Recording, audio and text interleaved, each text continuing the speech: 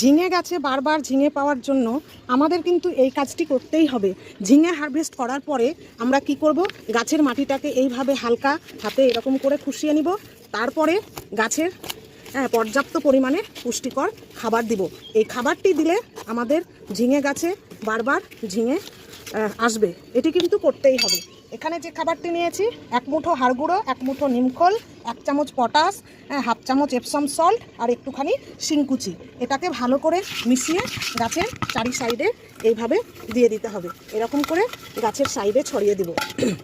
এবং অল্প পরিমাণ কম্পোস্ট বেশি দিলে আবার ফুল ফল আসা কমে যাবে। এর সঙ্গে 1 মুঠো কম্পোস্ট, এই 1 মুঠো কম্পোস্ট এইভাবে চারিদিকে ছড়িয়ে দেবো। এটা কাউডাং কম্পোস্ট। তারপর গাছের গোড়ায় পর্যাপ্ত পরিমাণে জল দিয়ে, এই কাজটি আমাদের অবশ্যই করতে হবে। এই কাজটি করলে আমরা প্রত্যেক মাসে অনেকগুলো করে ঝিঙে হারভেস্ট করতে পারবো।